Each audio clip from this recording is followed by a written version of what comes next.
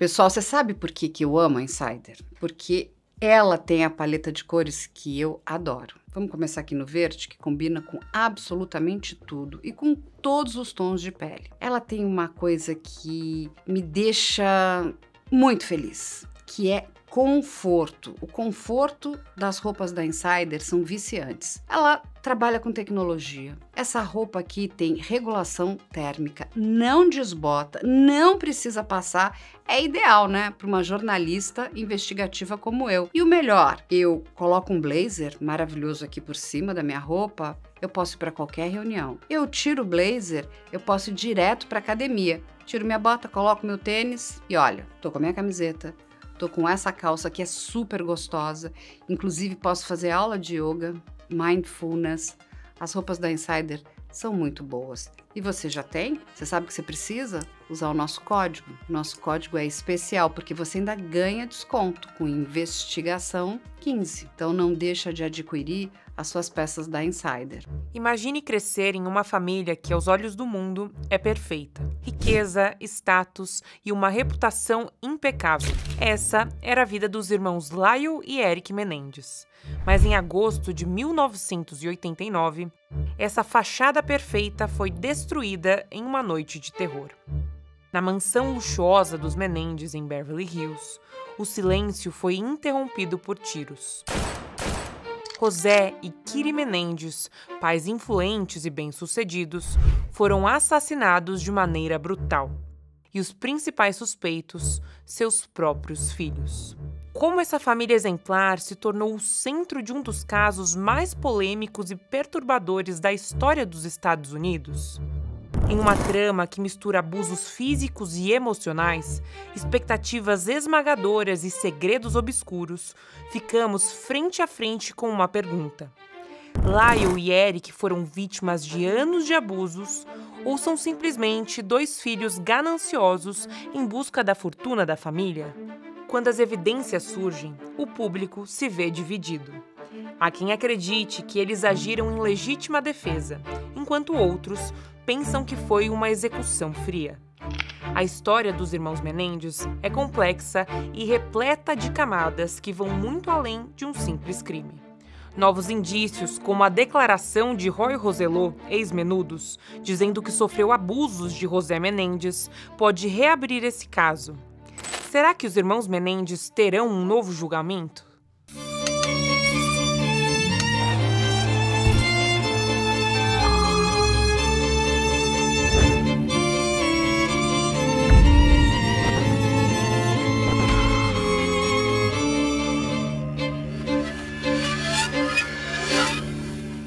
Olá, sejam todos muito bem-vindos à Investigação Criminal. Eu sou Carla Albuquerque e tenho o prazer de ter aqui comigo hoje dois grandes feras, dois roteiristas que eu adoro. Um é meu querido aqui, Rafael Gama, seja muito bem-vindo. Obrigado. E o outro é meu querido Lucas. Muito obrigado. Búfalo também. Lucas é roteirista, estudou também em Los Angeles, conhece bastante a indústria. O Rafael não preciso nem dizer, né? O quanto ele conhece a indústria do entretenimento. E a gente vai trazer para vocês o caso dos irmãos Menendez. E eu acho que esse é um dos casos mais importantes da nossa crônica policial, porque ele aborda temas muito importantes, muito sensíveis. Ele vai falar de silenciamento masculino, ele vai falar de um crime um tanto quanto abjeto. Ele fala, né, a princípio de uma família perfeita, uma família que tinha tudo do bom e do melhor. Aqueles rapazes estudaram nas melhores escolas, moravam numa grande mansão em Beverly Hills. O pai deles era um grande nome da indústria do entretenimento. Sim, o pai dele, inclusive, pai de ambos, era o grande nome por trás dos Menudos, que naquela época faziam um sucesso absurdo. Os Menudos valiam muito. José Menendez, ele tinha a mão para os negócios. Mas, infelizmente, por trás desse homem, né, desse magnata da indústria do entretenimento, infelizmente, a gente vai encontrar uma pessoa um tanto quanto perversa. E o que é muito triste, muito perverso nesse caso, é que esses rapazes foram silenciados por muito tempo. Duvidaram de ambos. Ninguém acreditou nas violências que eles, né, sofriam. Quando eu digo ninguém, as pessoas que deveriam acreditar nele. No Lyle e no Eric. A promotoria de Los Angeles, ela deveria cuidar das vítimas. E ali a gente tem um erro de percepção de quem é vítima e de quem é agressor. Isso aí vai se misturar. E quando a gente vai entender o que esses rapazes passaram, e não foram só eles, porque depois vamos descobrir outras pessoas, o que você faria? É lógico que aqui nós não estamos dizendo que ninguém tem que cometer crimes, mas a gente não sabe quando a pessoa é levada ao limite, quando a pessoa é levada àquele momento de pavor, de terror, que não se interrompe, que não se acaba. Quando um irmão constata que o seu irmão mais novo continua sofrendo tudo aquilo que ele já havia sofrido e por muito mais tempo, essa história não vai acabar bem. A gente fala de violência familiar. E a violência familiar, infelizmente, está em todas as classes sociais. É mais um poderoso. Estamos falando agora nesse momento de Puff Daddy. Veja há quanto tempo a indústria do entretenimento vem cometendo crimes abjetos e horríveis. E essas pessoas são sempre silenciadas e invisibilizadas. No dia 20 de agosto de 1989, esses dois irmãos, que já não aguentavam mais, tomam uma atitude drástica e cometem um crime bárbaro. Isso é verdade, o crime que eles cometeram é bárbaro, é bárbaro. Mas a assinatura desse crime, a gente vai ver lá na frente, por uma grande mulher, e eu vou falar de Anne Burgess aqui, que é essa doutora, né, que criou todo esse sistema de perfilamento criminal nos Estados Unidos, ela que inaugura esse laboratório. Quem quiser saber mais, inclusive tem a série da Netflix, Mindhunter, que é inspirada no trabalho dela. Ela vai analisar esses meninos e ela vai periciá-los. E ela traz a seguinte informação: esse crime tem uma assinatura muito específica, tem muito ódio, tem muita tristeza, tem muito pavor. Isso não é um crime de ganância, isso é um crime muito mais forte. Mas nem este grande nome, que trouxe aí um dos maiores laboratórios de perfilamento criminal que nós conhecemos, que fica dentro do FBI, foi suficiente para que a promotoria de Los Angeles fizesse o que ela tinha que ter feito. Realmente você não pode matar, tá errado. Mas será que o caminho é a prisão perpétua? Isso porque a promotoria na época queria a pena de morte. Ela vai retirar isso, que é a pena capital. E a gente aqui mais uma vez vai explicar para vocês a questão do conselho de sentença. Nos Estados Unidos, é necessário que todos os jurados entrem num consenso quanto à questão da inocência ou da culpa. E você pedir a pena de morte para duas pessoas que viveram uma vida de abuso psicológico, abuso físico, abuso sexual, todos os tipos de abusos. E ninguém dentro daquele escritório da promotoria de Los Angeles teve uma luz, falar o que nós estamos fazendo. Nós estamos condenando duas pessoas que sofreram a vida inteira. Talvez o homicídio culposo, que é o manslaughter, era aquilo que deveria ter sido aplicado para esses rapazes. Que eles pagassem pelo crime, mas na medida correta. Eles se encontram presos porque foram apenados com prisão perpétua sem direito a condicional. E a gente vai ver lá na frente que eles vão passar por uma segunda maldade. O sistema prisional vai separá-los. Cada um vai para uma penitenciária diferente. E eles só vão se reencontrar 20 anos depois. Se passaram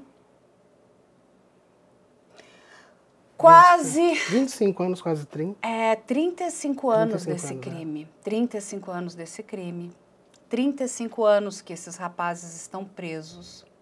E agora chega uma informação muito importante, que a gente vai explicar para vocês, que é o caso do ex-menudo, o Roy Rosello, que em 2022 vai até Los Angeles. Ele não mora mais nos Estados Unidos, mas ele vai até lá para denunciar os abusos que ele sofria na mão do criador da banda Menudos, que é o Edgar Diaz, que mora hoje em Porto Rico.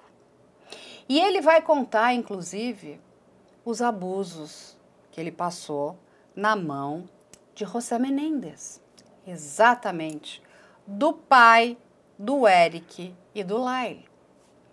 E ele passa a ser, hoje, uma testemunha muito importante, porque ele vai trazer credibilidade para tudo aquilo que esses rapazes falaram lá em 1989. E tudo indica que nós vamos ter aí uma grande reviravolta no caso dos irmãos Menéndez, porque podemos ter uma comutação de pena, podemos ter uma anulação desse julgamento e ter um novo julgamento. E o que vai acontecer? Porque foram muitas perdas, muitos anos. Se eles tiverem o direito ao novo julgamento por homicídio culposo, a pena máxima é de 4 anos. Olha quanto tempo esses rapazes estão presos. Nos Estados Unidos, o Estado precisa indenizar essas pessoas. A gente vai trazer, inclusive, os valores, são tanto quanto altos. Eles perderam direito à herança, que era grandiosa. O Estado também vai precisar recompor essa herança. Enfim, tem muitas questões jurídicas interessantes e a gente vai trazer esse caso aqui para vocês. E eu quero que vocês prestem atenção porque, até conversando com amigos da imprensa americana, o que eles nos dizem é o seguinte: o que aconteceu com os irmãos Menéndez precisa ganhar força novamente, não só nos Estados Unidos, mas em outros países. A gente está falando do Brasil, que é um país gigante. Porque nós estamos falando do silenciamento. Meninos e homens vêm sendo calados há muito tempo. Essas pessoas vêm sofrendo abusos horríveis e não podem falar. Hoje, que bom, as mulheres ganharam muito espaço, podem falar dos abusos que vêm sofrendo. Olha o que está acontecendo com a Cassie Ventura e com muitas outras mulheres. No caso de Harvey Weinstein, no caso de Jeffrey Epstein nos Estados Unidos, no caso agora de Puff Daddy, de Keith Raniere, e fora milhares de outros casos que a gente tem aqui no Brasil também. Mas e os homens? Quantos homens conseguem ter a coragem de contar os abusos que eles sofreram? E quando a gente está falando desse caso e do caso do Menudo, a gente está falando de pessoas muito novas. Para vocês terem uma ideia, quem não conhece os Menudos, quando eles tinham 16 anos, eles tinham que deixar a banda. Eles entravam com 12 anos, às vezes até menos. O Rick Martin era uma criancinha, pequenininha. O Roy Rosello contou coisas muito tristes. A gente vai falar também do documentário da Peacock, que é a NBC. Que coragem dessa empresa, que coragem desse homem de contar tudo que ele passou. Eu assisti esse documentário e vou dizer uma coisa para vocês, eu me debulhei em lágrimas. Por que é que a gente não está ajudando a esses adolescentes, a esses rapazes que estão passando por esse horror? A gente precisa mudar essa mentalidade. Porque toda vez que a gente cala uma vítima, a gente dá força para um predador sexual. E José Menéndez, eu não tenho a menor sombra de dúvida, ele era um predador sexual. Dito isso, meus queridos, sejam bem-vindos. Obrigado. Eu vou passar aqui a palavra para o Rafael, para que ele possa falar dessa questão da dinâmica familiar, Rafael. A gente tem um caso muito circunstancial, porque a gente não está falando de uma família ordinária, no sentido de ser pessoas de situação de classe média, né, de ser uma família pacata. Não, a gente está falando de uma família que tinha uma relevância, como você mesmo comentou, no mercado do entretenimento, mas não só isso. O José Menéndez, ele foi criando um nome na indústria em diferentes segmentos e se fortalecendo a ponto de começar a flertar com a política, de se interessar por uma candidatura ao Senado. Então, junto a isso, você fala de uma pessoa que tem uma preocupação muito grande com a figura pública dele, né? Aí nós temos a Kiri Menéndez, que é a esposa, né, a mãe dessa família, uma ex-miss que também tinha uma certa tradição americana de uma família sustentada nos tabernáculos morais e que casa com esse homem que inicialmente a família vai de contraponto por ser um imigrante latino, né, o José de Cuba. Então ela se junta com ele para que eles se fortaleçam financeiramente e tem um crescimento financeiro rápido e circunstancial, né? E aí esses dois meninos, o Eric e o Lyle, nascem nessa família que tem uma estrutura social muito relevante, já nascem, como a gente costuma dizer, em berço de ouro, né? E por que isso é tão relevante? Porque quando a gente fala de famílias que têm abusos, você entender também esse lado que a gente vai tratar muito, que é o silenciamento e a masculinidade dessa pessoa sendo posta em xeque, e esse poder que um pai pode exercer em cima de uma família, quando se trata dessa masculinidade, né, Carla? A figura do pai já é muitas vezes opressora numa família que não tem tanto peso. Um pai como José Menéndez, você ir contra a palavra deste pai, você conflitar essa figura pública tão importante, quem vai acreditar em você? Como é que você combate um pai que é um pequeno rei dentro daquilo que fazia? Exatamente. Né? Então, dentro desse ambiente, você tem uma esposa que também era silenciada por uma opressão familiar, onde esse homem era um semideus dentro dessa dinâmica deles e agia. Depois que a gente vê tantos depoimentos e que a gente vai chafurdar essa lama dessa família, você vê que o José Menéndez tinha um comportamento que se colocava acima do bem e do mal, né, que agia como se tudo que ele estivesse te oferecendo fosse um privilégio e que a subserviência era obediência, né? Então, até onde essa criação familiar vai quebrando a lógica, porque a gente quando vê um caso desse fica assim, mas por que não denunciaram antes? Se sofriam abusos, por que não falaram? Mas quando a gente vai ver a dinâmica familiar, a gente vai começando a entender assim, falar para quem? Quem me daria ouvidos? A mãe não dava, né, Rafa? Pois é. E quem é o meu pai? Como é que eu chego para o mundo, e vamos parafrasear aqui, pegando um exemplo grande, mas se eu sou filho de um Elvis Presley, como é que eu posso falar mal dele? Né? Quem vai acreditar em mim? Estamos falando de uma época também que a gente não tinha internet para todo mundo jogar o seu depoimento e para as pessoas abrirem. Não.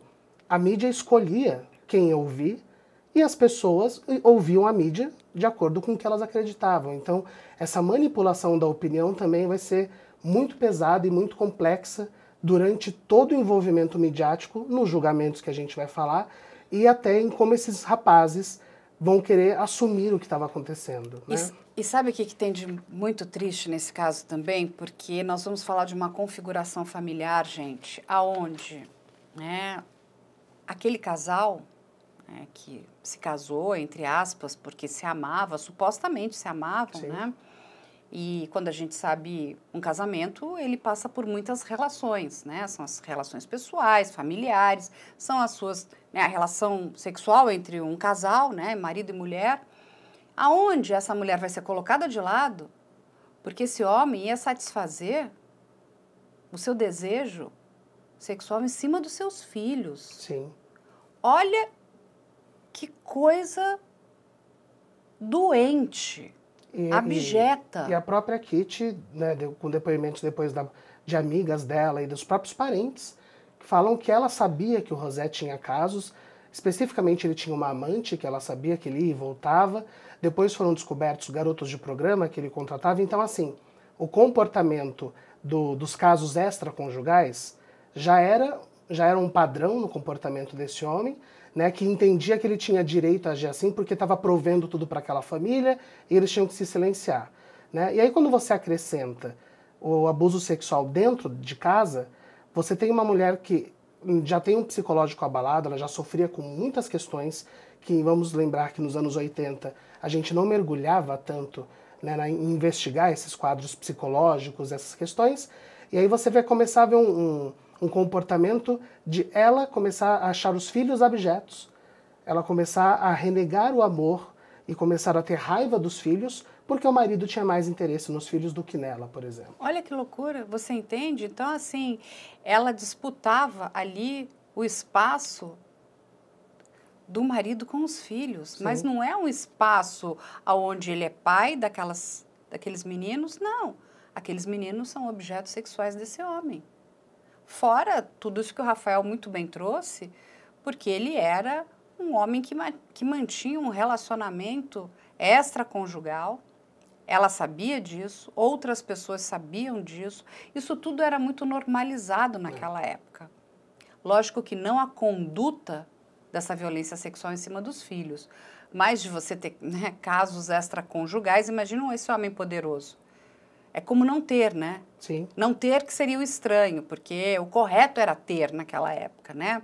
Para mostrar o seu poder, olha como eu sou poderoso. Mas aí, Lucas, quando a gente pensa, né, nesse julgamento, e ele foi um julgamento muito televisionado, vamos lembrar que eu acho que foi o primeiro, né? Da Court TV. É. Uhum. Então, assim, era praticamente um reality show, né? Foi o primeiro caso a ser televisionado e receber uma ampla divulgação midiática. Foi o primeiro caso a se tornar um verdadeiro circo midiático. O primeiro caso a ser televisionado foi o da Pamela Smart, que ela conspirou para matar o marido junto com a amante dela de 15 anos. Aí ela pegou a perpétua. E a Court TV foi fundada em 1991. Ela matou o marido em 1990, em 1991 o caso dela é televisionado. Só que não teve uma ampla divulgação midiática comparada com o caso dos irmãos Menendez. Como os irmãos Menendez eles tinham um status maior, eles eram de uma família muito rica, o José era um homem muito influente, um homem muito poderoso, a morte dele causou muita atenção midiática. Aí isso trouxe atenção para o julgamento. Então, em 1993, que eles têm o julgamento, isso acaba trazendo uma grande atenção midiática. E como era um grande estigma social, um homem falar dos seus sentimentos na época, né, falar que foi abusado, eles foram ridicularizados por várias plataformas. Tem o Tonight Show, o Saturday Night Live, o programa do Jay Leno, da Oprah, eles foram ridicularizados porque era impensável na época um homem ser sexualmente abusado e falar dos seus sentimentos, falar das suas vulnerabilidades. Isso no mundo todo, ainda mais nos Estados Unidos, né? Um homem falar dos seus sentimentos na época era um grande tabu. O homem tinha que manter os seus sentimentos privados, assim, reprimidos, não falar dos seus sentimentos e seguir para frente naquela questão, ser um vencedor. E o José tinha, né, essa fachada, né, de ser um vencedor, de ser um homem poderoso, tudo. E ele era um homem muito respeitado. Então, tipo, essa imagem que pudesse associar um pai de família, um executivo poderoso a um pedófilo era impensável na época. Então isso trouxe a mídia contra, não só a mídia, mas o sistema judiciário contra os irmãos Menendez. Eu li uma matéria muito interessante que fala o primeiro caso de nepo babies criminais. Né? Se eles fossem pessoas não conhecidas ou, né, cidadãos comuns, talvez a atração da mídia em cima da Court TV não teria sido tão grande quando você vê dois nepo babies, dois meninos que têm pais famosos, né? Então a gente associa com filhos de famosos sendo colocados nessa cadeira de assassinos. Né? Então isso é um chamariz muito grande para esse fervor midiático que foi. Né? Aí entrava, a gente sabe que naquela época, né, não sei, eu sei que eu já sou dessa geração, quem acompanhou TV nos anos 90, sabe o quanto o rapaz ser branco, arrumadinho, cabelinho cortado, tudo isso impactava no mas como é que eles são capazes, porque a gente está falando de uma época que as pessoas Isso acontece até hoje, mas a gente sabe que lá mais que o bandido tinha cara, o bandido tinha um perfil. Né? Então, quando era um rapaz rico, bem apessoado, as pessoas achavam isso mais absurdo ainda, né? E alimentava ainda mais essa febre em querer condenar o riquinho a ter sido esse monstro, né? Sim, não, exatamente. Mas assim, o que é muito interessante, né, gente, é porque tudo que aconteceu com esses dois tem muitos erros, né? A gente tem erros ali do sistema judiciário americano, a gente tem erros da imprensa, a gente vai ter erros, né, da grande mídia, Sim, de psicólogos. De psicólogos, a gente vai ter erros da sociedade, né, de percepção. E não adianta, porque esses erros eles não vão para debaixo do tapete, né? As pessoas, o que acontece? Você fica remoendo isso tudo. O que de fato a gente fez? Porque assim, na época, a Oprah também não acreditou nos irmãos, né? Inclusive colocava com um tom de deboche, né, o que eles estavam falando, ou seja, criando desculpas esfarrapadas para poder acobertar um crime horrendo. Aí ela lá na frente, ela vai fazer uma série de matérias, né, aí já dona da Oxygen, que é a empresa dela, para tentar corrigir o erro que foi cometido lá atrás. Mas aí o mal feito já foi feito. Como desfazer isso? Né? Como é que você vai consertar algo que é complicado? Sim. Porque ninguém, simplesmente, ali tinha uma sanha, né, de a gente precisa entreter a sociedade, mas em nenhum momento ninguém ali estava preocupado com as verdadeiras vítimas. Sim. Porque a vítima era quem? O empresário, o homem poderoso, o magnata da indústria do entretenimento, né? O grande José Menendez, o milionário de Beverly Hills. E ninguém olhou para os rapazes como vítima. Olha, é um erro que, assim, é irreparável, porque quando a gente para pensar no mais novo, no Eric, ele tinha 18 anos. Sim. 18 anos. Ele foi tirado da sua vida, foi jogado dentro do sistema prisional. E digo mais, porque como eles não tiveram nem direito, né, em responder em liberdade, se eles tivessem, né, sido sentenciados por homicídio culposo nos Estados Unidos, que é o manslaughter, o tempo máximo seria de 4 anos, eles já no final do julgamento teriam saído pela porta da frente. Já teriam cumprido a pena deles. Mas como tudo virou, né, um grande circo dos horrores, porque acho que não tem outra palavra, é um circo dos horrores. É um dos casos mais tristes. É muito triste o que foi feito. Você sabe que eu separei, Carla, comentários da imprensa da época? Fale, Rafa. Né? Então, parafraseando isso que você comentou, as pessoas questionavam coisas como como eles sofreram abuso se os dois são atléticos e fortes? Né? Então, colocando porque eles eram, de fato. Né? Nós temos o Lyle e o Eric, os dois jogavam tênis, musculosos, rapazes esbeltos, atléticos. Então, como se o abuso sexual fosse um sinônimo físico de fraqueza, que você tem que ser uma formiguinha para sofrer. Né? Então, questionavam isso. Questionavam o outro lado, que era, mas eles são masculinos demais para terem sido abusados pelo pai. Como se o comportamento social de uma pessoa influenciasse ela a ser violentada ou não. Né? Houveram jornalistas que levantaram o caso de... mas eles tinham do bom e do melhor, o José deu de tudo para eles, e independente da dinâmica familiar, um pai que estava dando de tudo, eles deviam ser gratos. E, então, todos os preconceitos em cima do que as pessoas deduziam, né? Inclusive da criação, como a gente comentou, mas como é que 2 meninos se formaram nas melhores escolas dos Estados Unidos vão ter um comportamento desse se não são psicopatas? Né? E aí entra em outra questão que a gente vai levantar também, que durante o julgamento, a advogada que vai acompanhar o caso no primeiro julgamento tinha recentemente vencido um caso por conta de apresentar alegações de abuso sexual. E eles começam a achar que é uma ferramenta, um gimmick. Né? Ah, ela sempre vai abordar abuso sexual para livrar o seu cliente. Né? Mas aí, quando é que a gente, então, deixa de dar atenção para a vítima e assume que é papo furado só porque parece absurdo? E a gente, às vezes, tem que entender que o absurdo é o que está acontecendo.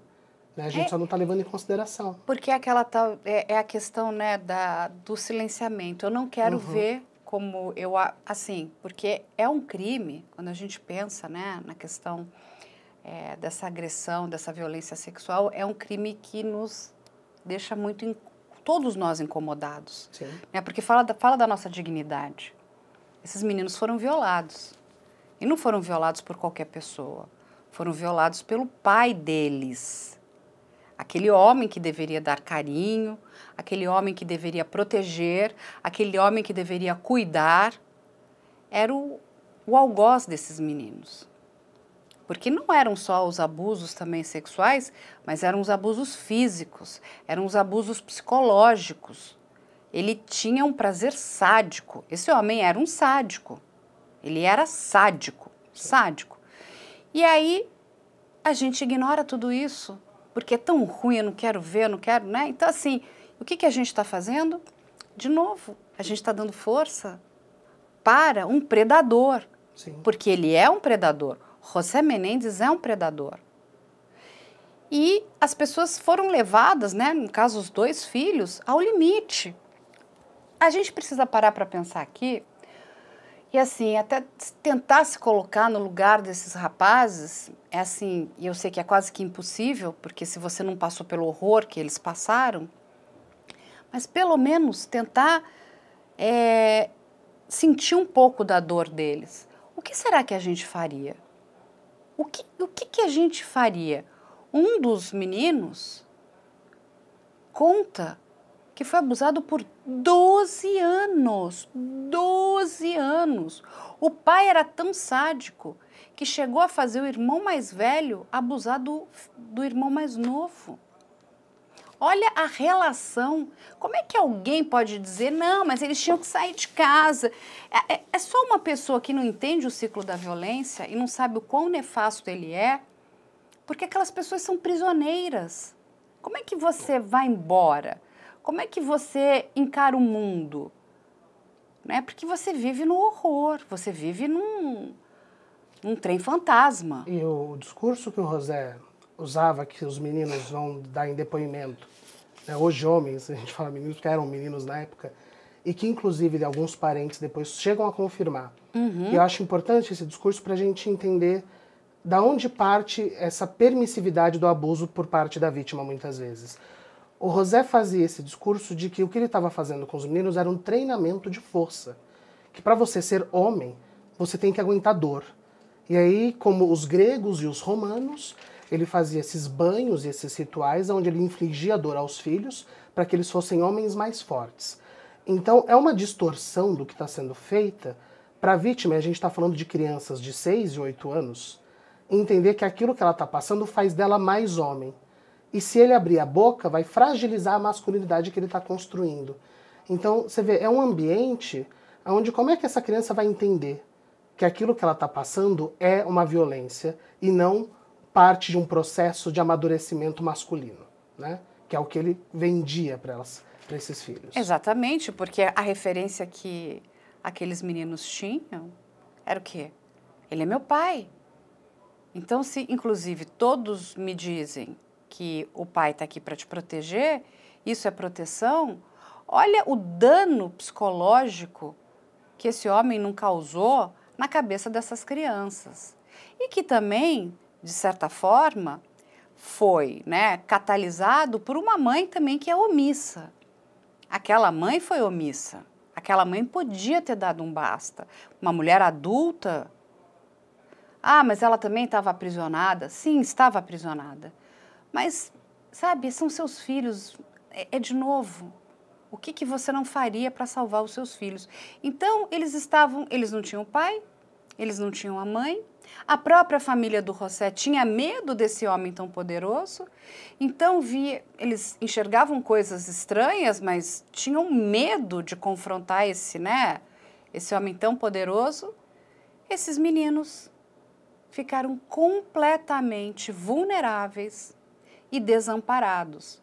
E lá na frente, quando a gente fala tanto em justiça, que justiça é essa que não enxerga o horror que esses meninos passaram?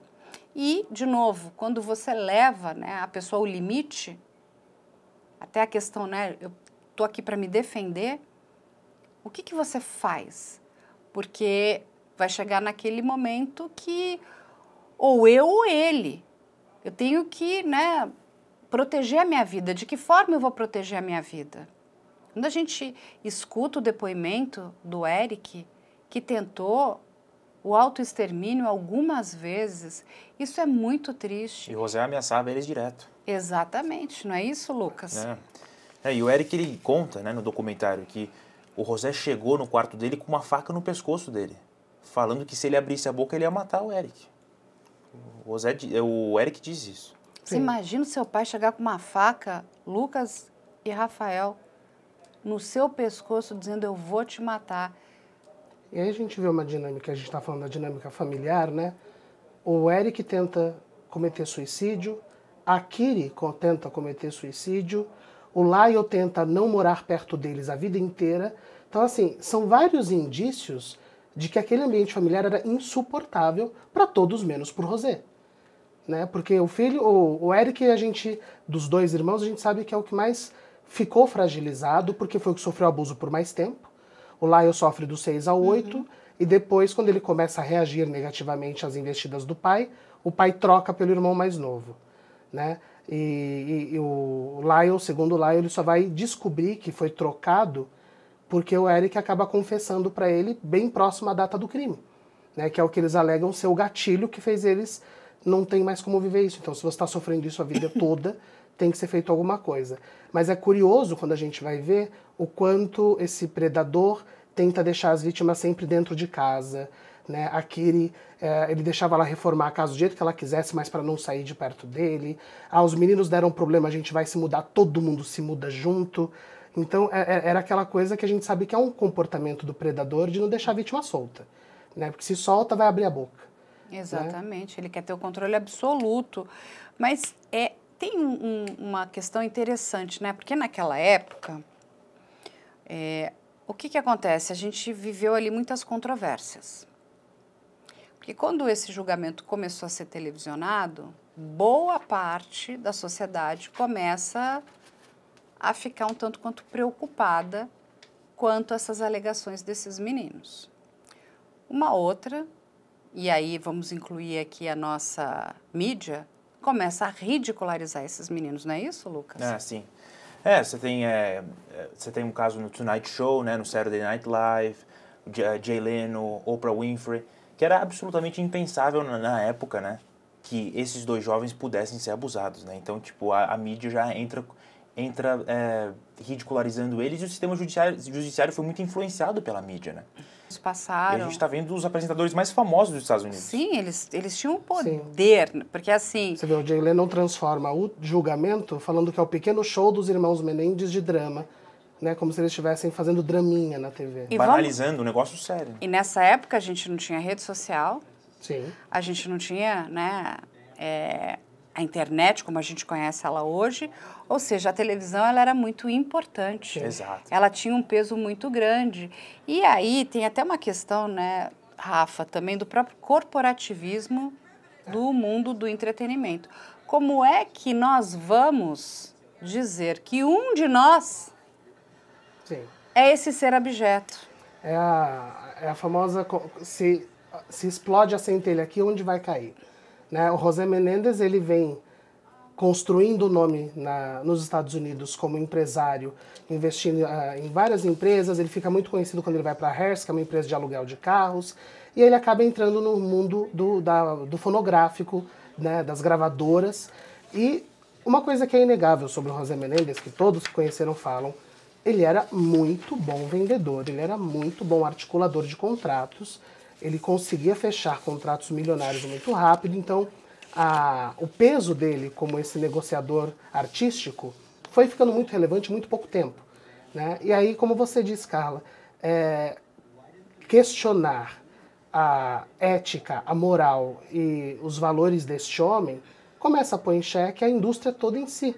Porque se um homem consegue fazer essas coisas abjetas com os filhos, o que ele não está fazendo com os clientes, que vamos lembrar, a maioria eram artistas menores de idade, a gente falou dos Menudos aqui, como um dos exemplos que ele trabalhava, né? O que a indústria não faz, lembrando, a gente está falando dos anos 80, onde nós tínhamos um boom enorme de jovens bandas, né, de adolescentes e crianças muitas vezes surgindo e fazendo sucessos mundiais. Aqui no Brasil a gente tem bandas que foram dessa mesma época, dos Menudos, enfim.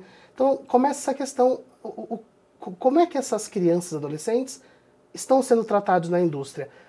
Se a gente for cutucar esse vespeiro, pode vazar para coisas muito horrendas. Então, não cutucar esse vespeiro protege outras pessoas, né? A gente não está mais falando apenas da moral e da ética do José Menéndez. Silenciar o que o José Menéndez fez protege muita gente também de uma indústria que pode estar fazendo o mesmo ou até pior. E aí, é legal a gente aqui, porque tem muitas pessoas perguntando assim, que eles estão dizendo que a gente já está tomando um lado. Não é que eu estou tomando um lado, não. A gente conhece esse caso, ó, muito bem.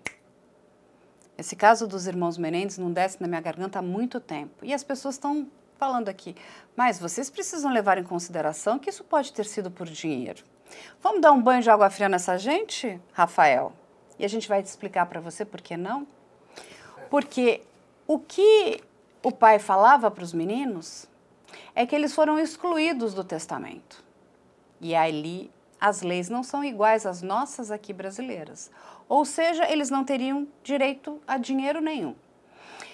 Se você não tem direito a dinheiro algum, por que é que eu vou matar alguém por dinheiro? Que dinheiro é esse se eu não vou herdar nada? Tanto que, quando acontece o crime, eles passam semanas desesperados para encontrar o testamento, com medo que o testamento comprovasse que eles estavam excluídos da herança, né? Eles têm até um certo alívio quando encontram o testamento e vê que o José não tinha, de fato, encerrado essa nova atualização do testamento. Então, até o momento do crime, até segundo o aviso, eles entendiam sim que ambos estavam excluídos do testamento, conforme o José falava, por serem dois mimados incompetentes, né? Então o pai fazia o discurso fixo de que eles não mereciam essa herança, e aí você se pergunta, como você disse, se mataram por dinheiro, que dinheiro, se até onde eles estavam informados eles iam receber um tostão. Exatamente, a informação que o pai passou para eles, né, e inclusive para a própria família, isso foi amplamente discutido, é que eles não teriam direito algum à herança. O pai não achava que Eric e Lyle eram merecedores daquele império que ele havia construído. Ou seja, então, que crime é esse? E aí, eu acho que é um momento da gente fazer aqui um recorte. A gente tem que entender como é que esse crime foi planejado. E ele, de fato, foi planejado. Ninguém está dizendo que o crime não aconteceu. Vamos explicar para as pessoas. O irmão mais novo, o Eric, vai contar para o seu irmão mais velho que ele gostaria de poder estudar longe de casa. Ele queria ir para Stanford. O que o seu pai fala? Não, não, não, não. Você não vai para longe, não. Você vai ficar aqui, ó. Você vai estudar em UCLA, que é na Universidade de Los Angeles, ali pertinho dele, para ficar no meu controle. Esse irmão mais novo vai chegar, né, conversar com a mãe, que dá simplesmente de ombros e isso não é problema meu, né? Você tem que obedecer ao seu pai. E ele vai procurar o irmão mais velho e fala, olha, eu não aguento mais. Eu penso, infelizmente, em me matar, porque eu não aguento mais ser torturado, ser abusado pelo nosso pai. Quando lá ele sabe disso, ele se enfurece. Vai conversar também com a mãe, que simplesmente ignora o filho. A gente sabe que nos Estados Unidos é muito fácil você ter acesso a armas. O pai deles tinha arma dentro de casa. Aqui ele colecionava um monte. E eles queriam ir embora. E o pai já havia dito N vezes, inclusive a família do pai, no primeiro julgamento, vai testemunhar e vai contar. E esse julgamento está completamente aí distribuído, ele foi todo televisionado. dizendo que o pai realmente ameaçava muitos meninos. Eles tinham medo de morrer. Aí aquela questão, o que você faria? Você tem medo de morrer, seu pai não deixa você sair das garras dele, você não aguenta mais viver aqueles abusos. O que a gente faz quando a gente está em perigo? Quando a gente quer lutar pela nossa existência? Sou eu ou ele? E realmente os irmãos vão, né, planejar a morte, eles vão matar os pais, vão ao cinema e depois vão voltar, vão ligar para o 911, olha lá, a gente tem aqui a ligação, eu vou pedir para soltar, pode soltar a ligação. Beverly Hills emergency. Yes, please. What's the problem? Someone killed my parents. Pardon me? Someone killed my parents. What? Who? No. Were they shot? Aí, o que acontece? Eles ligam para a autoridade policial que vai lá e recolhe os corpos. O que a gente tem como imagem, e é colocado inclusive pela própria perícia policial, é uma cena de horror. É uma cena de horror. Porque tem muito ódio naquela cena de crime. Não foi só simplesmente um tiro, ou ali tinha desespero. E isso é muito bem colocado por essa, né, grande doutora que é a Ann Burgess, que é esse gênio da criminologia, né, do perfilamento criminal.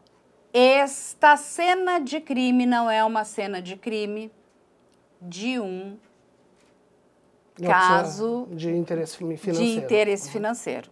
Tem muito ódio aqui dentro. O que é que a gente não está enxergando? E esse grupo de psicólogos é que vão trazer muitas informações e, inclusive, vão cutucar a própria defesa. Tem coisa errada aqui. Porque esses meninos estavam calados. Eu acho importante isso, né, Carla? A gente não está dizendo aqui que foi certo matar. Ninguém está defendendo o crime. O que está sendo levantado, e agora muito levantado por esses documentários e tudo que está saindo agora, é por que não considerar e dar atenção aos abusos, né? A gente conversando sobre o caso que a gente cobriu aqui no canal da Gypsy Rose Blanchard, por exemplo. Exatamente. Que mata a mãe, comete o crime, mas é uma menina que sofria o síndrome de Munchausen por procuração, que a mãe fazia ela acreditar que é doente a vida inteira, ou seja, tortura, manipulação, abuso, né? Ela conclui que a melhor solução é matar a mãe. É a resposta correta? Não, a gente sabe que não é. Ninguém está negando que eles mataram os pais, nem eles estão negando que mataram os pais. O que a gente está questionando é a sentença em cima do quê, né? O que a gente está aqui trazendo para essa conversa é a sentença e esse silenciamento em relação ao abuso de meninos.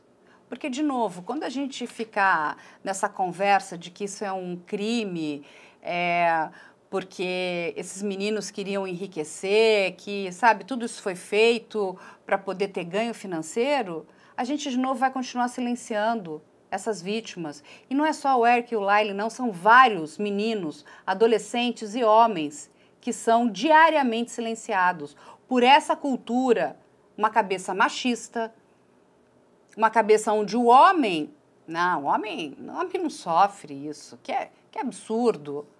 Lógico que o homem sofre, e quando a gente não consegue ter empatia, a gente está errando de novo. E eu não vou errar. Aqui, agora, eu não vou errar.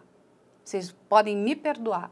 O que esses rapazes passaram é muito triste. Então, assim, você que tem dúvida, vá assistir o documentário do Menudo, do Roy Rosello, que não conhecia os irmãos Menendez e vai passar pelos mesmos abusos dentro da casa do José Menendez. Ele conta em detalhes. É de cortar o coração. É de cortar o coração. O que o pai do Eric e do Lyle fez com ele. E quem sabe com quem mais, não é? A gente fala tanto, né, em empatia. Pelo amor de Deus, Sabe? Eu acho que, sabe, chegou um momento que a gente precisa cobrar um bom trabalho. E o Rafael falou aqui muito bem. Ninguém está defendendo o crime. A gente está defendendo o comportamento da promotoria de Los Angeles. E sabe o que é mais triste? É que eles tinham que condenar os irmãos Menendez a qualquer custo. Porque o primeiro julgamento teve um entrave ali. Parte dos jurados, que eram todas as mulheres, entenderam que esses meninos passaram por um abuso. Então, a prisão perpétua não era cabido ali. E sim, um homicídio culposo. Mas a parte masculina daquele corpo de jurados achava que não. Imagina, homem não passa por isso. Isso é um crime financeiro, isso é um crime de ganância. Então eles entraram no impasse. Nos Estados Unidos você tem que ter um consenso. O que aconteceu? Esse julgamento foi dissolvido. Vai ter que ter um novo julgamento. Só que nesse meio tempo entra quem? O julgamento de O.J. Simpson. Que não é que foi um tapa na cara da promotoria, foi uma bofetada, né? Porque aí O.J. tinha ali um outro corpo de advogados, assim, de primeiríssima linha. E foi um dos maiores julgamentos dos Estados Unidos, mais de 200 dias. Pra você ter uma ideia, os jurados do caso do O.J., muitos perderam emprego, se separaram, porque aqueles jurados ficam incomunicáveis. 200 dias. Sabe-se lá quanto tempo, o tempo que tiver que durar. É? E aí? O que acontece? O primeiro não deu em nada. Aí entrou o O.J. Aí, quando voltou, e a gente vai mostrar para vocês, esse juiz fez de tudo um pouco, aí cerceou a defesa, e onde não há o contraditório, não há justiça. O juiz proibiu que as testemunhas que comprovavam, né, quem era esse predador sexual, o pai desses meninos, né, fosse mostrada ali para aquele corpo de jurados, proibiu todas essas provas. Aí foi um julgamento a toque de caixa, se não me engano foram 7 dias, e eles foram condenados. O que o District Attorney faz, que é o promotor? Ele retira a pena de morte da mesa, que ele sabia que ela não ia ganhar, e ele estava muito preocupado, né? Porque a eleição dele, gente, ali nos Estados Unidos, e é um erro, infelizmente o promotor garante a sua continuidade com a quantidade de condenações que ele consegue. Mas vamos condenar as pessoas dentro da pena correta e vamos condenar os verdadeiros culpados. Aonde aconteceu justiça para esses meninos? Eu não sei. Aí, voltando, só fiz esse desabafo, porque aqui me pediram, né? Porque estava tendo já um zoom, vocês estão sendo parciais. Não se trata de parcialidade, se trata de, assim, nós todos já nos debruçamos muito. E aí, o que acontece? Um dos maiores problemas, que eu acho que a gente tem que voltar aqui, como é que as provas foram obtidas. E aí eu vou pedir para... Porque o que acontece? O pai do Eric, inclusive, dominava o psicólogo do filho. Ele tinha controle. Olha que loucura isso. O rapaz não tinha o direito ao sigilo com o seu terapeuta. O pai sabia de tudo, o pai controlava tudo. E quando eles cometem um crime, ele vai voltar e procurar o doutor Jeremy Zeal. E aí começa um show de horror. Vou deixar os meus 2 queridos aqui explicarem e depois a gente vai entrar em qual foi a lei que, né, o promotor deu uma coxambrada lá em Los Angeles para que essas provas entrassem dentro do processo.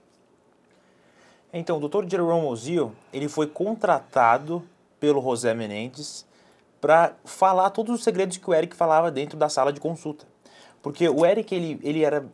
Quando o casal, antes de se mudar para Beverly Hills, em 1988, eles moravam num outro condomínio luxuoso, que era Calabasas, que é no extremo oeste de Los Angeles, no extremo noroeste de Los Angeles, né? Tanto que é uma área muito prestigiada em Los Angeles, né? As Kardashians moram lá, né? Então, só que o Eric, ele começou a invadir muitas casas, ele foi preso por diversos furtos. Aí o pai dele, depois que ele é preso por diversos furtos, ele começa a fazer terapia com o Dr. Jerome Ozil, um psicólogo. Aí o José, ele começa a pagar o Dr. Jerome Ozil para falar todos os segredos que o Eric falava na sala de consulta. Aí, nesse período, depois da morte do José, nesse período, né, 20 de agosto de 1989, que o casal Menendez morre, né, que eles são assassinados, o Jerome estava tendo um caso com uma mulher chamada Judalon Smith, que era amante dele. No momento que ele termina com ela sabia de tudo. Todas as fitas gravadas que ele tinha do Eric. Aí, tá aí, ó. O que ela faz para se vingar? Ela vai para a polícia e fala de tudo que o Eric admitiu para o Jerome. Mas o Eric, ele estava muito nervoso depois que ele cometeu o assassinato. Depois que ele cometeu o assassinato para se vingar de todos os abusos do pai, ele estava muito nervoso, ele estava muito depressivo, então ele desabafa para o Dr. Jerome Ozil. O Jerome Ozil tinha tudo isso em fita, com a Judalon Smith. O que ela faz quando ele termina com ela? Ela vai para a polícia, aí começa a investigação. E tem toda essa questão da ética desse profissional, né? Que é vale ética lembrar, zero. Que Judalon Smith era paciente dele. Então nós temos um médico que estava tendo um caso extraconjugal com uma paciente que estava já diagnosticada com um quadro de severa bipolaridade e já tinha umas questões ali que ela precisava de um apoio e ele foi manipulando ela emocionalmente. Quando o Eric vai e acaba confessando o crime, ele faz essa atitude de começar a gravar em fitas as confissões e usa ela como essa testemunha de falar, olha, ele confessou o crime para mim, colocando ela nesse cerco também. Né? De acordo com ela, ele convence ela a ir morar junto dele para proteção dela. De acordo com ele, ela que pede essa proteção. Mas, independente disso, ela fica morando na casa do Dr. Ozil durante um bom tempo. E é quando ele põe ela para fora que ela decide falar para a polícia que os meninos confessaram em fitas. Que aí a gente vai entrar naquela questão muito importante, que é o tal do sigilo médico-paciente, né, que, teoricamente, a gente vai falar de uma lei específica, mas dentro de um padrão não deveria ser vazado nada que acontece dentro de um consultório de psiquiatria e de psicologia, né? Exatamente. Primeiro porque ele não deveria nem estar gravando essas sessões sem o consentimento do seu cliente. Você imagina, você está lá fazendo uma sessão de terapia e tudo que você está falando está sendo gravado. Que isso, gente? Isso não é trabalho de um terapeuta, né? Isso é praticamente o trabalho de um investigador, né? Mas não de um terapeuta. Muito bem. Aí o que acontece? A defesa vai questionar essas provas, porque existe a questão do sigilo entre paciente e terapeuta. Essas fitas não poderiam ter sido admitidas nesse processo. Porque são essas fitas que a promotoria vai usar para poder denunciar os irmãos. E aí vai usar também a questão da compra de relógios e de gastos que o Eric vai fazer. O Eric não, o Lyle. O que acontece? Qual é a lei que a promotoria vai dar uma acochambrada? Porque é mais ou menos isso. Chama-se Tarasoft. O que essa lei diz pra gente? Ela diz o seguinte, que caso o paciente, né, demonstre ali que ele corre perigo ou ele pode colocar alguém em risco de algum perigo, existiria ali uma brecha para o terapeuta avisar a autoridade policial. Olha só o que diz a lei. Muito bem. Como é que, né, a promotoria, junto com a justiça, interpretou essa lei? Veja bem, olha só, o terapeuta tem que avisar. Ali foi o contrário. Esse terapeuta nunca disse que o Eric era perigoso ou que ele poderia, né, ser perigoso para si mesmo, para ele. Então, se o terapeuta nunca falou, como é que você vai admitir essas provas? Não, a prova chegou depois. A prova chegou porque a ex-amante desse terapeuta vai até a autoridade policial e diz que o médico gravava as sessões de terapia. E aí, ele entrega aquilo para a polícia. Entende? Que é a polícia que entra lá dentro e pega as fitas. Não foi ele que falou, olha, esse aqui meu paciente é perigoso. Ele pode fazer alguma coisa contra ele ou contra outras pessoas. É isso que diz a lei. E aí, aquela coisa meio, né, vamos dar um jeitinho aqui para poder colocar essas provas, para que elas tenham validação jurídica aqui dentro. E esse médico, né, esse terapeuta, ele é processado no final. Olha que loucura! Ele é processado, ou seja, ele não poderia ter feito o que ele fez. Então, aí ele vai perder a licença. Mas olha que loucura! Então, assim, como é que uma pessoa que comete um ato ilegal, ele faz algo ilícito, né, é esquentado com características lícitas dentro de um outro processo? Porque tudo que ele fez é ilícito. Logo, se é ilícito, não poderia também ser admitido. Sim. E uma coisa que a gente estava conversando, né, Carla, que foi levantado na época pela advogada de defesa, as duas advogadas, os dois meninos, que é por que a justiça vai considerar os depoimentos em terapia que confessam o crime, mas não vão considerar os depoimentos que falam dos abusos. Por que a gente, então, já que está abrindo esse precedente, essa brecha na lei de quebrar o sigilo médico-paciente, por que a gente só vai citar que eles mataram e vamos desconsiderar os depoimentos, as alegações de abuso que eram feitas também em terapia? Exatamente isso, né, Rafa? Porque o que acontece? Eles vão pinçar só uma fita, só aquela que interessava. Uhum. Qual é a fita? Aquela que ele confessa o crime. Por que é que não levaram para a corte todas as outras fitas aonde ele contava para o terapeuta que ele vinha passando por sessões de tortura e de abuso sexual? Isso tudo aí já não era de interesse, não é? Tudo proibido pelo juiz, pelo Stanley Weisberg, tudo proibido. Exatamente, a promotoria não queria, o juiz também não queria. Muito bem alinhado com a promotoria, isso que é estranho. Não é? Um juiz que deveria ser isento estava trabalhando ali para a promotoria, para a acusação. Ou seja, quando a gente, né, até assistiu, né, que é uma outra corte, ela não é criminal, ela é civil, mas do caso da Amber Heard e do Johnny Depp, a dignidade daquela juíza, né, porque ela foi muito imparcial. Ela todo o tempo atendeu um lado como atendia o outro. Em nenhum momento ela cerceou defesa de ninguém. Já nesse caso, se a gente não conseguir entender esse show de horror que se passou ali, a gente tem aí um problema. Um problema muito grave, é muito triste, muito triste. E com toda a condição financeira desses meninos.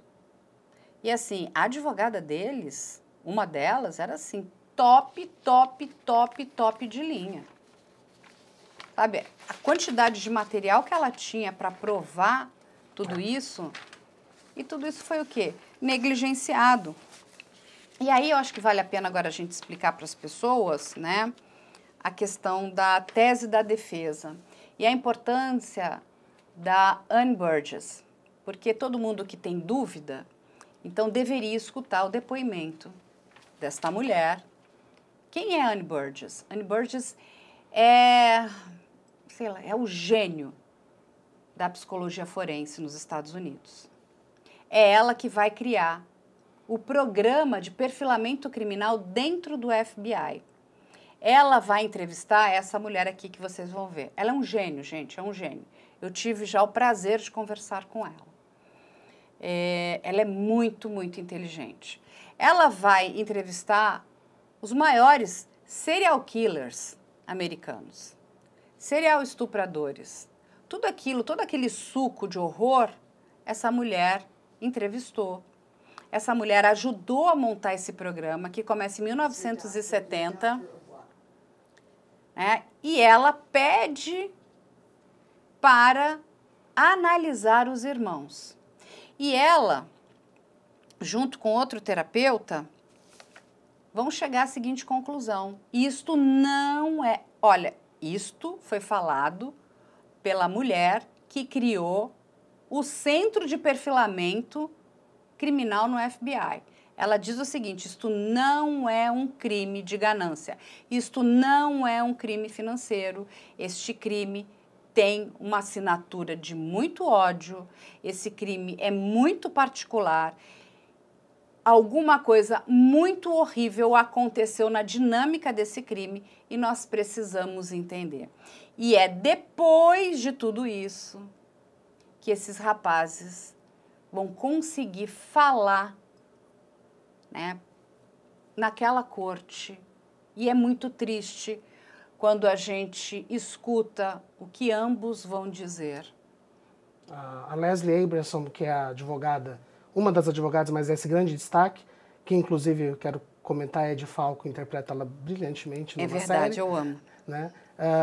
A Leslie Abramson, ela vem desde o começo com essa lógica que é, a gente não vai tentar falar que vocês são inocentes. Vocês mataram seus pais, eu só quero entender o porquê. Então, é através das entrevistas, das conversas dela, especificamente com o Eric, que era o cliente dela, que o Eric vai começar a debulhar e a gente vai começar a entender a dificuldade que essa mulher teve em arrancar esses depoimentos, porque eles tinham muito medo em ferir a reputação do pai. Dentro, de novo, desse silenciamento, desse lugar onde o pai é uma figura sobre-humana, que parece que eles estão fazendo mal para ele o tempo inteiro. Né? Então ela precisou convencer e tirando informação. E vamos lembrar que, claro, a pessoa mais cética pode olhar e falar assim, mas é a palavra deles contra o do outro. Só que ela foi atrás dos colegas de faculdade que falaram que eles já tinham falado sobre isso antes. Ela vai atrás de ex-namoradas que já tinham falado. Uma prima que morou um tempo dentro da casa e que essa prima vai falar, olha, um deles veio atrás de mim, desceu as escadas na hora que foi abusado e me contou, né? E eu fui contar para a Kiri e a minha tia não acreditou. Depois tem uma funcionária do José. Então, assim, não é uma pessoa ou duas. Não é que esse depoimento surge como um pop-up na hora da defesa. Ela vai atrás de pessoas que falam, isso estava acontecendo. E quando a gente levava até a Kiri, ela falava que era invencionice, mas que já vinha há um tempo. Né? Então, essa vai ser a base da Leslie Abramson para dizer exatamente isso para o corpo de jurados, que é, ninguém está falando que eles não mataram, eles mataram. O que a gente está questionando é, esse crime merece um julgamento tão criterioso e pesado como a prisão perpétua ou até a pena de morte, e por isso que no primeiro julgamento, onde esse assunto pôde ser levantado, fica um impasse. Fica um impasse porque as pessoas, metade das juradas, como você mesmo disse, as mulheres viram e falam, bom, se a casa era esse ambiente familiar, não foi um crime frio, não foi um crime apenas por ganância. Né? Então a gente não pode bater um martelo e condenar esses meninos à pena de morte. Exatamente. E aí eu vou até aqui passar a palavra para o Lucas, porque a promotoria teve muita dificuldade de encontrar pessoas que defendessem José Menéndez. Ué, não é? Isso é um crime de ganância? Deve ter um monte, não é? Foram poucas, só 3 pessoas. Os avós paternos dos irmãos Menéndez, né? Os pais de José, que criaram ele em Cuba, né? José praticamente ele tinha uma relação negativa, né? Muito abusiva com quase todo mundo que ele conhecia, né? As únicas pessoas que ele tinha uma relação boa eram com os pais, né? Que criaram ele em Cuba, né? O pai era um jogador de futebol em Cuba, a mãe era uma nadadora. Depois da Revolução Cubana, eles chegam nos Estados Unidos em 1960. Mas além dos avós paternos dos irmãos Menéndez, a secretária de José falou bem dele. Fora isso, todos os membros da família Menéndez falaram mal de José. A prima, né, a Diane van der Molen, a tia, a Joan van der Molen, todos eles falaram mal de José, né? Também a irmã de José, né, a Marta Cano, que era casada com Peter Cano, os dois falaram mal de José, falou que José era psicologicamente e fisicamente abusivo com os 2 irmãos em diversas ocasiões. A ideia, né, como você disse, né, Rafa, é quando o Lyle desceu as escadas, né, para falar do abuso. O Lyle, ele entra no quarto dela à noite para falar, olha, meu pai tá me tocando aqui. Ele aponta para a genitália dele, né? Fala, meu pai tá me tocando aqui, meu pai tá me tocando aqui de diferentes vezes. Teve uma outra ocasião que eles estavam na cozinha, o José colocou... Aí, tá Diane van der Molen, ela dando depoimento dela. É muito triste, né? E para quem não viu, gente, que às vezes a pessoa, quem tá assistindo do outro lado, às vezes tudo que assistiu foi ou a série dramatizada da Netflix que está em alta, né, mas não vai atrás, às vezes, de ver os documentários. Em alguns documentários é muito curioso a gente ver essas parentes, essas mulheres da família, sentarem hoje, 30 anos depois, e sustentarem, falarem, não, ele era um abusador, ele era um homem difícil, né, então, mesmo a tentativa de sustentar uma memória, nem a família consegue sustentar, elas acabam falando, não, os meninos viviam um ambiente muito tóxico, sim. Não, e isso é extremamente importante porque quando a gente olha, inclusive, a irmã da Kitty, que é a tia dos meninos, vai ficar do lado deles. Ou seja, tem coisa muito errada aí. Então, se a própria família que deveria ali, né, defender esse homem, e essa mãe, inclusive, muito pelo contrário. Eles estavam todos muito preocupados com os meninos. Porque eles sabiam que coisas horríveis aconteciam com esses rapazes. De novo, o que a gente está querendo mostrar aqui para vocês é um erro judicial. A promotoria que deveria defender vítimas não defendeu, porque eles também são vítimas. Eles são vítimas de um pai abusivo e de uma mãe omissa e negligente. Mas o Rafa trouxe uma informação bem interessante que tá todo mundo assistindo a série da Netflix, né? A série de ficção do Ryan Murphy. Eu adoro o Ryan Murphy, mas ele errou feio nessa série. A série chega a ser meio... Eu não entendi o que ele fez com aquela série, né? Ficou louco. As pessoas estão falando, tá sensacionalista, quem conhece o caso, tá todo mundo criticando muito. Vou deixar o Rafa até falar um pouquinho sobre isso. Eu também concordo que a melhor série de ficção é Law and Order True Crime com a Ed Falco. É incrível, é irretocável. E os documentários, né? Sim. Eu acho que é importante a gente lembrar que a gente está falando de dois nomes muito fortes, mas que estão, agora falando um pouco do lado do entretenimento, que estão ficando muito viciados em plot twists e roteiros meio novelísticos, né? O Ryan Murphy, ele vem de estruturas de série muito interessantes. Quando ele faz o American Crime Story, O Povo contra o J. Simpson, é muito bacana.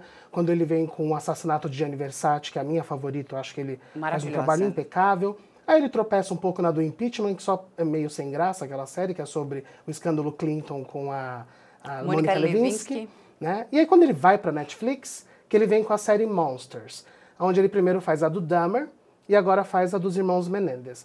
Mas é muito importante a gente lembrar, quando você chama uma série de Monsters, e aí você começa com o Dahmer, que é um monstro, né? E aí o segundo protagonista da sua série não é um serial killer. O segundo protagonista da sua série são irmãos que mataram os pais em circunstâncias como a gente está comentando. Foram vítimas. Né? Eu acho que o que a série ali, é importante também a gente lembrar, não é um documentário, é um drama onde os roteiristas têm que transformar pessoas em personagens. E aí eles escolhem como é que vai ser a abordagem. A série tem uma abordagem farsesca, novelística, né? Na minha opinião, excessivamente homoerótica. Né? Ele vai fazer um caminho ali praticamente de uma sedução, de um ambiente que você fica assistindo e fala assim, mas cadê o crime? Né? Os fatos estão onde? Então, para quem quer ver os fatos, não é o lugar recomendado. O local recomendado são os diversos documentários que nós temos, como a Carla comentou, esse do Roy, é muito importante assistir. Recentemente saiu um documentário, essa semana na Netflix, que apesar de não ser completo, tem uma coisa muito legal, que são as juradas do primeiro caso dando depoimentos. Muito legal ver o que elas presenciaram, porque as 3 mulheres que estão no documentário, elas falam que o que elas viram esses meninos falarem, elas falam, não, nenhum ator de Hollywood teria aquela reação, aquele choro de tremer, do jeito que eles depõem a violência sexual que eles passavam na frente deles. Né? O seriado, o que eu acho que mais interessante no seriado do Ryan Murphy, o que vale é a gente entender a dinâmica familiar, que a série começa a abordar de uma maneira bem interessante, e eu gostaria de apontar especificamente o episódio número 5, que é um episódio artisticamente, para mim, o melhor da série, que é um episódio que não tem cortes, é um plano sequência do Eric falando como ele era abusado pelo pai. Um episódio de 35 minutos do ator dando depoimento.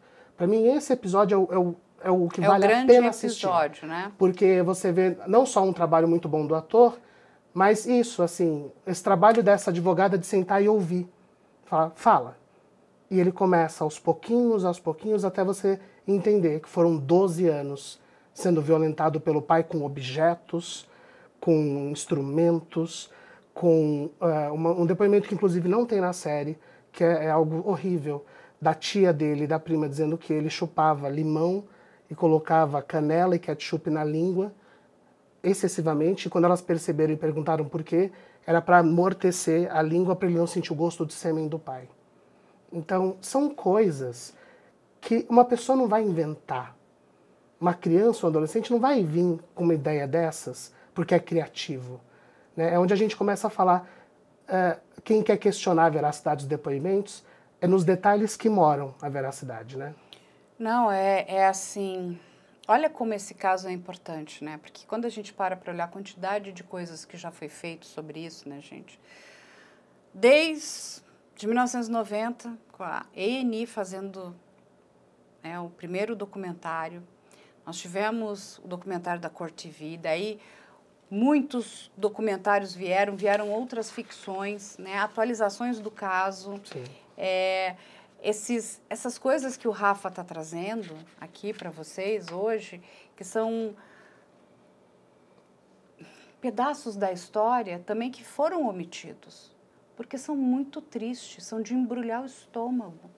Uma criança ter que chupar limão, canela, com mostarda ou qualquer outro condimento para tirar o gosto do sêmen do pai da boca dela. Se você não conseguir entender isso, e quem está contando isso não foram eles, foram as tias. É muito grave, gente. Esse erro que foi cometido pela Promotoria de Los Angeles é muito grave. Novamente, eles mataram os pais. Precisam pagar por isso. Mas qual é a pena correta? Homicídio culposo? Doloso? Que pena. Desde o começo, o que a defesa pedia era o culposo. Essas pessoas estavam encurraladas, com medo. A gente tem que entender o que é o poder, não podemos ser anacrônicos. Sabe, se você não tem um pai abusador, é difícil você entender quem tem. Então, a gente tem que ter uma audição bastante ativa. A gente precisa ajudar não só esses homens, mas tem centenas de milhares de homens, meninos e adolescentes que são abusados. E, novamente, quando a gente dá de ombros, a gente só fortalece o abusador e o agressor. A gente continua silenciando e calando essas vítimas. Não é certo que a gente vai acolher e abraçar as mulheres que são vítimas de violência e não abraçar os homens que são vítimas de violência sexual. Por quê? Ah, não, porque homem não sofre violência sexual. Como não? Como não? Em que mundo você vive? Então, e é muito sério, é muito grave. Esse crime aconteceu lá nos Estados Unidos, mas vários acontecem aqui no Brasil. Acontecem em todos os estados, em todos os lugares. E a gente precisa dar oportunidade desses homens falarem. A gente precisa dar a mão para eles. Falar, ó, a gente está aqui junto com você. Sabe, é tolerância zero para qualquer tipo de abuso. É tolerância zero. Ninguém pode tirar a dignidade sexual de ninguém. Muito menos o seu pai. Isso está errado. E quando a gente vê o caso como foi abordado na época, né, Carla, a gente também reforça essa questão de que por que é tão difícil o homem vítima de abuso abrir a boca? Porque ele é ridicularizado instantaneamente, Então, a perda da sua masculinidade, o medo de você deixar de ser visto como homem pela sociedade, né, que vai fazendo essa pessoa se esconder dentro de si, porque a gente vê o próprio Eric mesmo, que era um rapaz muito fragilizado e que passou uma vida com conflitos internos sexuais, tanto pelos abusos quanto pelo julgamento alheio. Ele foi o primeiro a ser tratado como, desculpem a palavra, frutinha pela imprensa, que mostrava o lado mais delicado dele. Isso é uma ridicularização que fere muitas vezes o ego dessa pessoa e que vai cada vez calar mais. E isso, não, infelizmente, hoje em dia, ainda silenciam muitos rapazes de eu não vou abrir minha boca porque vão deixar de me respeitar como homem se eu reconhecer que sofri abuso sexual, né? Não, e quando você para pensar, né, como é que o pai abusava desses meninos, né, o próprio Lyle conta que envolvia banhos, massagens. Inserção de objetos. Gente, é um pavor.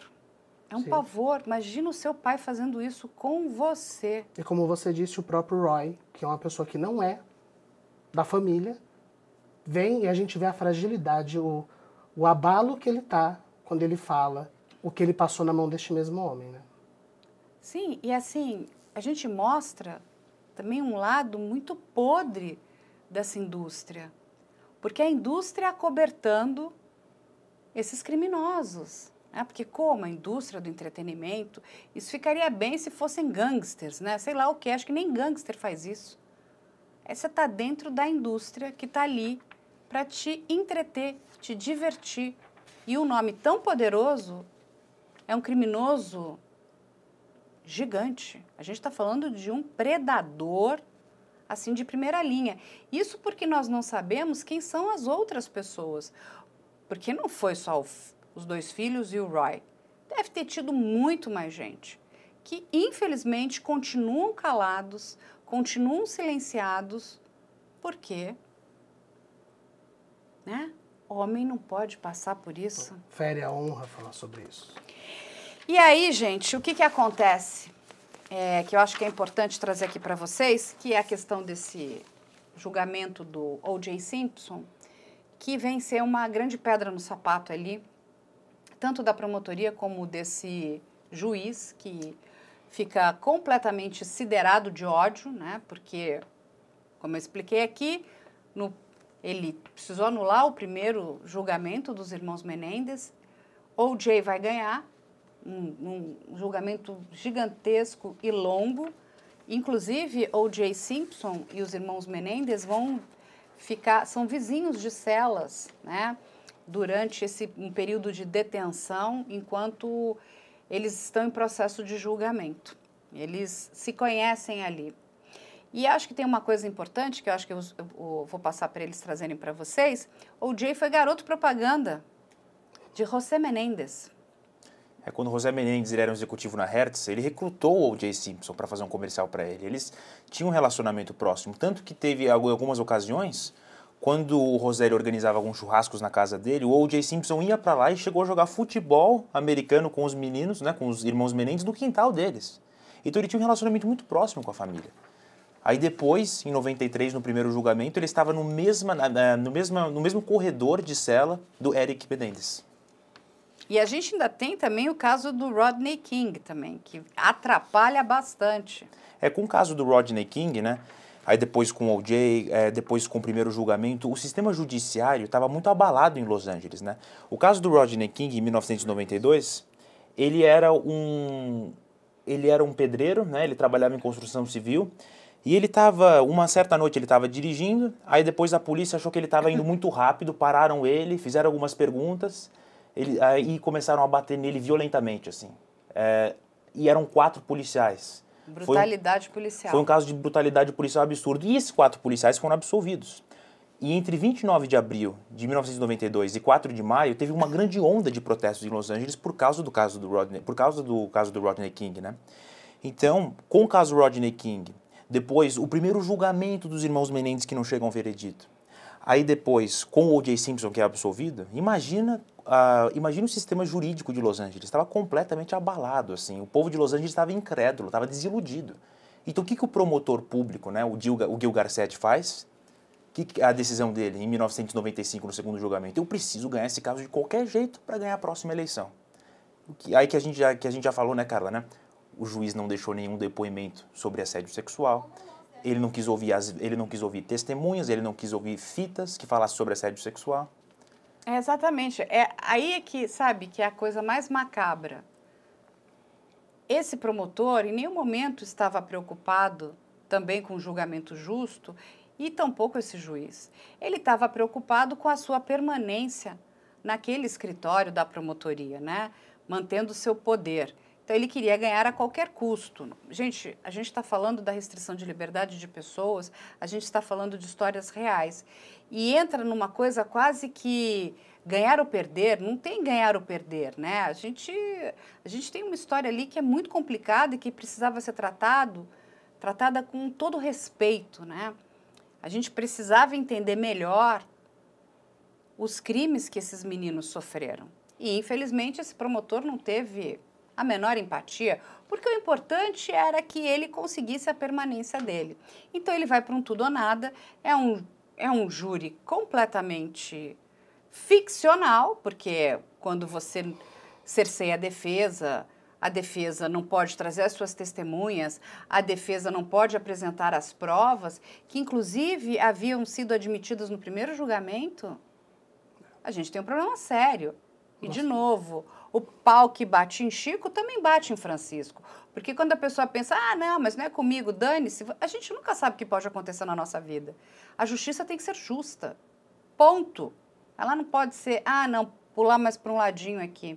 E, diferentemente, né, às vezes é difícil para um brasileiro entender essa questão, né, porque lá como esses promotores que são conhecidos como os district attorneys, eles são eleitos pelo povo, né, porque quando você vai votar lá para prefeito, governador, você vai votar para um monte, você vai votar para o chefe de polícia, você vai votar para o promotor, quem é que vai sentar na promotoria. A cédula de eleição é gigante, você vota para um monte de coisa. Então, essas pessoas querem, né, continuar com a sua permanência. E, diferentemente de uma eleição, ele não fica um mandato ou 2 mandatos, ele vai ficar o tempo que ele quiser. Ele só precisa garantir que ele está tendo muitas condenações. A questão é, estamos condenando as pessoas corretas com as penas corretas? Essa que é a questão que eu entendo que o que aconteceu nessa época não foi correto. Você cercear a defesa, o que é isso, gente? É curioso como ele, no segundo julgamento, não pode ser televisionado, então você não tem o acompanhamento público do caso, né? É curioso como as testemunhas que são anuladas de testemunhar são todas as testemunhas que falem de abuso. Então, todas as pessoas que nos primeiros depoimentos, no primeiro julgamento, trazem essa vertente do caso, não são ouvidas, né? É curioso como a única fita do Dr. Osiel que é autorizada a ser ouvida é a da confissão do crime, né? Então, é um julgamento que já vai conduzindo o júri a uma narrativa só. Né? Ele é enviesado, ele não é justo, ele é enviesado. E aí a gente tem que entender também que vão entrar aí umas fitas da Norma Novelli, não é isso? A Norma Novelli, ela trocava correspondências com o Lyle durante o primeiro julgamento. Mas o Lyle estava tão desesperado, né? Ele falou que ele estaria disposto a mentir para se livrar, né? De tão desesperado que ele estava, de tão nervoso que ele estava, né? E a Anne Burgess, né?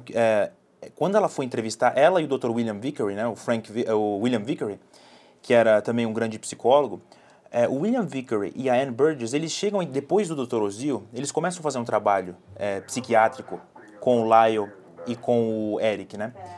E a Anne Burgess, ela disse que o Eric estava tão abalado que ele não conseguia se expressar. Então ele começava a desenhar. Aí que ele mostrou cenas de violência absurdas nos desenhos, né? Então o Eric, ele mostrava um pouco mais de tristeza com tudo que aconteceu. Já o Lyle, ele mostrava um pouco mais de raiva, mas os dois estavam muito tristes, né? Então com essa raiva, né, do Lyle, ele acabou desabafando muito, né, nas conversas dele com a Norma Novelli. E a Norma Novelli acaba gravando tudo e isso incentivou o Stanley Weisberg, né? Incentivou o júri, incentivou a promotoria a serem ainda mais agressivos com os irmãos e realmente colocar a prisão perpétua, né? Isso que realmente ajudou eles a serem presos nessas gravações. Acho que vale muito lembrar que ela gravava as conversas com ele por telefone, sem ele estar ciente que ele ia transformar isso num livro. Olha só, mais uma coisa sorrateira, né? Que pessoas são essas, né? É todo um sistema que não tem a menor ética. Como é que eu vou gravar algo sem o seu consentimento para transformar num livro? Tudo bem que nos Estados Unidos você não precisa da autorização de ninguém para fazer uma biografia, mas é uma questão ética, né? Você fala para a pessoa, olha, eu gostaria de fazer a sua biografia, a pessoa vai falar, não, eu não tenho interesse, então tá bom. Agora, você ficar enrolando a pessoa para ela te dar informação para você escrever algo, isso é grave demais, né? E o nome do livro, né? The Mind of Lyle Menendez in His Own Words, assim, né? Já mostrando como se ele fosse, né? Associando ele com serial killer, né? Já quase. Inclusive, para os ratos de pesquisa que quiserem ver um bom livro, Robert Sand, que acompanhou todo o caso de maneira jornalística, faz um levantamento dos casos de abuso e dos depoimentos de uma maneira muito bacana com o livro The Menendez Brothers, que aí não vai ter um viés apelativo como o da Norma, né, de querer sensacionalizar o caso. O Robert, ele acompanha desde literalmente a data do crime até todos os julgamentos finais e vai levantar no livro dele essa grande questão que é por que eu consegui entrevistar tantas pessoas para o livro e essas pessoas não foram arroladas como testemunhas dos julgamentos. E aí, eu acho que é importante a gente trazer como é que está o andamento desse caso. O que acontece? Ambos os irmãos já recorreram, né, a todos os recursos que eles tinham direito. Eles estão cumprindo pena na mesma penitenciária. Ambos se casaram, né? Depois a gente até traz um pouquinho de informação sobre esses casamentos. O Eric teve um casamento, o Lyle teve 2 casamentos. Lógico que esses casamentos nunca se consumaram, né? Eles acontecem no papel, mas não existe uma consumação física. Eles estão cumprindo a pena deles em penitenciária, juntos. Eles foram reunidos porque, no primeiro momento, eles foram separados, porque o sistema prisional entendia que eles eram muito perigosos. Eles se mostraram presos completamente inofensivos, inclusive eles têm um excelente comportamento, a própria comunidade carcerária gosta bastante deles. O Eric soltou um depoimento dizendo que a vida na penitenciária é muito melhor do que a vida que ele tinha antes, dentro daquela mansão na casa do pai dele. Olha que coisa triste, né, gente? E o que acontece? Só que quando a gente acha que, bom, acabou tudo, né? Eles não têm mais direito a nenhum recurso, estão presos, a prisão perpétua sem direito a condicional, chega a figura de Roy Rosello, que é um ex-menudo. Esse rapaz passou, né, todo o tempo que ele era menudo sendo abusado pelo criador da banda, que é o Edgar Diaz. Esta banda, apesar de ter um criador, tem também um dono. O dono dessa banda, durante muito tempo, foi a RCA. E aí, quando a gente fala de RCA, a gente está falando de José Menendez. O Roy, o que ele vai fazer? Em 2022, ele resolve dar um basta a esse sofrimento dele. Veja só, os abusos que ele sofreu foram em 1990. Nós estamos falando em 2022. O Roy não mora mais nos Estados Unidos há muito tempo. Ele está fora dos Estados Unidos há praticamente mais de 10 anos, inclusive que ele não via pessoalmente o seu irmão e a sua mãe. Ele vai se reencontrar com seus familiares. E o que acontece? Ele vai até Los Angeles e ele vai denunciar o Edgar Diaz. Ele vai denunciar o seu abusador, ele vai denunciar o seu agressor. Ele tem direito, né, a isso, né, e a notícia que é muito boa, porque olha só a mudança agora já, né, de mentalidade daquele escritório, né, de promotoria de Los Angeles. Essa denúncia foi acolhida, gente. O que quer dizer isso? Será aberto um processo agora contra o Edgar Dias. E o Roy conta na sua denúncia que o próprio Edgar levou ele para casa do José Menéndez, aonde ele foi abusado. Foi entorpecido e abusado. E ele conta detalhes assim, muito duros e muito difíceis. Este material, o que acontece? É o grande plot twist, é a grande reviravolta no caso dos irmãos Menéndez. Porque agora sim existe a possibilidade, vou contar aqui para vocês, do julgamento ser anulado e eles terem o direito a um novo julgamento. Deles terem uma comutação da pena, ou seja, saírem do doloso e irem para o homicídio culposo, ou seja, que a pena máxima seria de 4 anos. Eles já estão há mais de 30 anos presos. Na verdade, estão há quase 35 anos presos. Uhum. Então, eles sairiam pela porta da frente. Tem muitas implicações jurídicas aí, que a gente vai aqui terminando e vai contando para vocês. Número 1. A promotoria aceitou o caso de Roy Rosello. Mas será que a promotoria vai aceitar? Embora o depoimento do Roy tem 2 coisas muito importantes, né, Carla? Que é, como você disse, ele cita o José Menéndez com uma riqueza de detalhes muito próxima da que os irmãos depunham, e a informação de que uma vez que ele assinou o contrato com a RCA, que era a gravadora que o José Menéndez era CEO, o José Menéndez põe em contrato que os próximos membros do Menudo deveriam ser escolhidos por ele através de testes. E aí, antes de eu contar a grande notícia aqui para vocês, esses meninos do Menudos, quando eles faziam 16 anos, eles tinham que ir embora. Ou seja, eles eram todos muito crianças. Quando a gente pensa no Rick Martin, eu acho que o Rick Martin entrou com o quê? 10 anos? 12 anos. 12? É. Era uma criança. Eu acho que ele era o mais novo dos Menudos, ele era até o mais baixinho. E a grande notícia é que, agora em 29 de novembro, haverá uma audiência onde será discutido o futuro dos irmãos Menéndez. Por quê? Se por conta do caso de Roy Rosello, o advogado agora dos irmãos Menéndez conseguir levar isso adiante junto com a promotoria e eles entrarem ali, né, aí é uma questão de um acordo para que não haja um novo julgamento, para que haja uma comutação de pena, né, e seja, né, e essa mudança seria do doloso para o culposo. E a terceira possibilidade é que a promotoria lave as mãos e o que acontece? Fica do jeito que está. E aí vai ser uma briga judicial. Então, são essas 3 possibilidades. Ou vamos ter um novo julgamento para os irmãos Menéndez, ou vamos ter uma comutação de pena, né? Ou vamos ter uma... Opa, meu telefone aqui. Nossa. Campo de batalha, a adrenalina sobe, coração acelera. Olha, tá. Meu telefone tá louco aqui. Entrou uma música do Spotify aqui.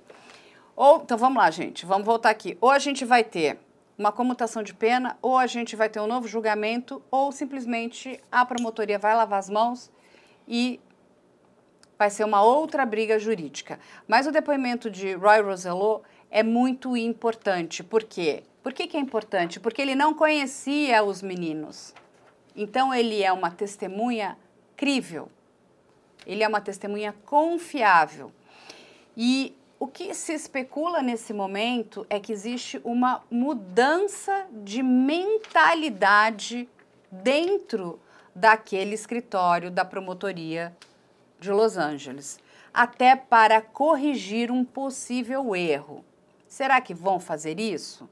Será que vão ter essa bondade no coração? Será que o coração vai ficar menos peludo? Isso a gente não sabe. Vão admitir um erro que vai gerar multas grandes e severas para o Estado? Exatamente. E aí o que acontece?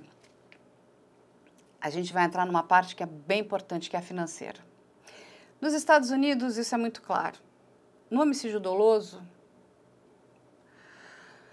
aqueles herdeiros, seria Eric e o Lyle, perdem o direito à herança. Mais ou menos como acontece aqui no Brasil também. Então, no momento que eles perdem o direito à herança, essa herança é passada ali para outros membros da família, bom, né, para outros herdeiros. Uma parte dessa herança, o que acontece? Eles tiveram que pagar, né, os seus advogados. Mas ficou muito dinheiro. Naquela época, gente, nós estávamos falando aí algo em torno, em 1989, de 15 milhões de dólares. Era a herança estimada que eles deveriam receber dos pais. Se a gente for fazer um cálculo, né, atualizar esses valores, possivelmente esse valor hoje é muito maior. Mais de 36 milhões de dólares. Mais de 36 milhões de dólares aqui trazido pelo Lucas. Parte desse dinheiro foi gasto com os advogados.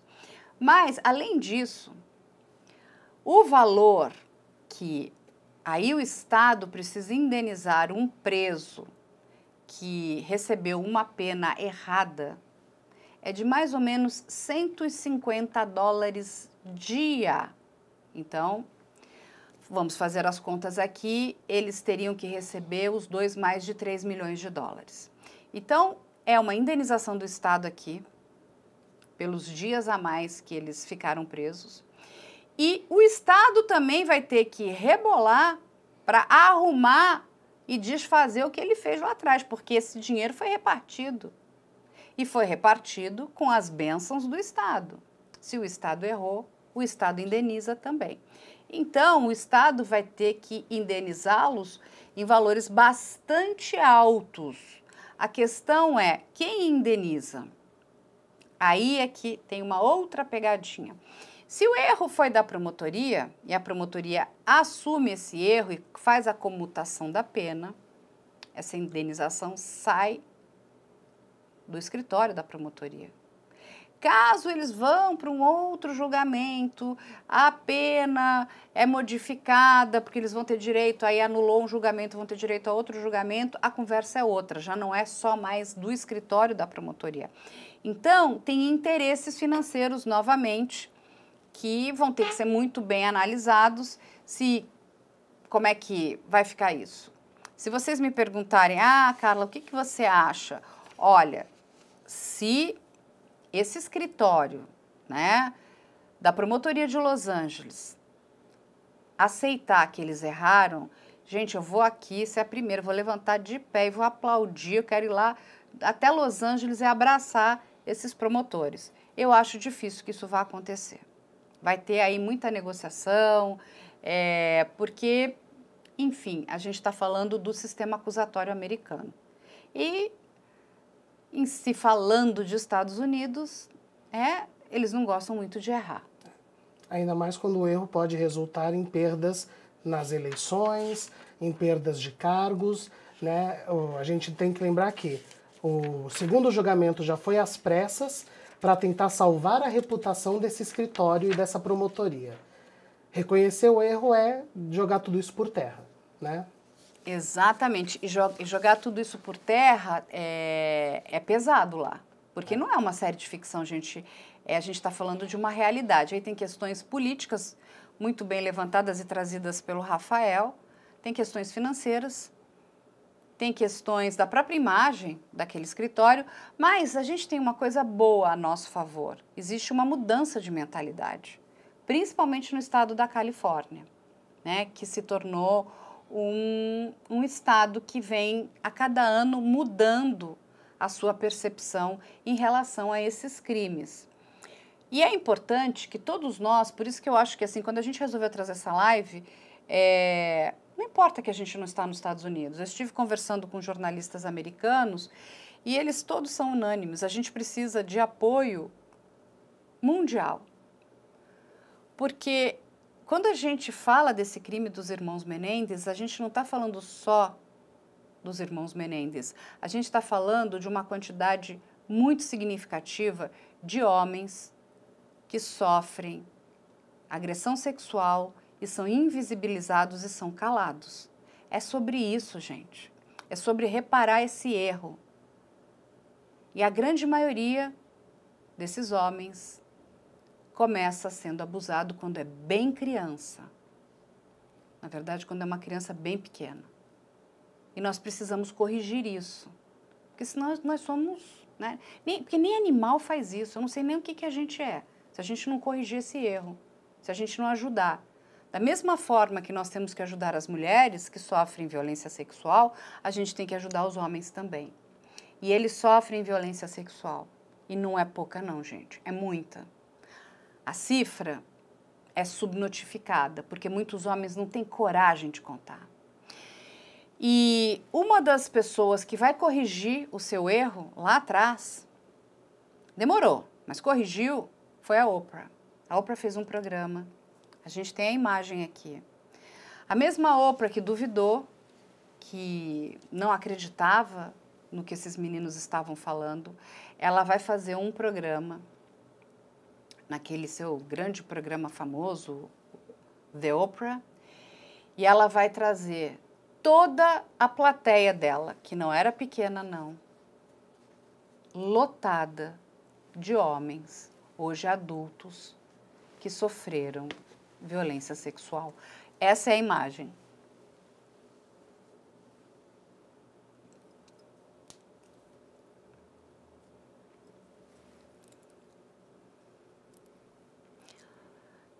E aí vocês olham, porque eles estão trazendo as fotos de quando eles eram crianças. Sim. Na idade que eles foram abusados.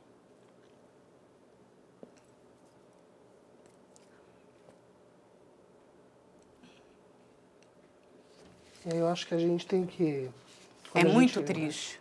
Eu acho que quando vocês me convidaram para vir conversar, para mim o mais importante, a gente não é a gente aqui dar um veredito de nada, mas levantar que existe esse assunto muito maior, que quando você tem uma série se popularizando como a série que o Ryan Murphy fez, independente de ela estar com todos os fatos, não ficcionais ou não, o assunto que a gente está levantando precisa ser levantado com essa urgência, porque é esse silêncio que a gente está vendo nessa imagem que tortura, é essa vergonha de você reconhecer muitas vezes que o seu pai é um abusador, que o seu tio, que o seu professor, enfim, que uma figura paterna ou masculina da tua vida, vale lembrar que a maioria dos abusos acontecem dentro de casa, não é?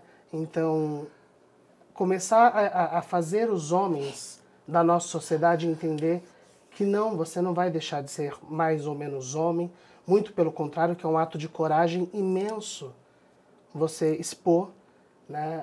A Carla sabe que no começo do ano eu sofri uma violência horrível. Verdade. Né?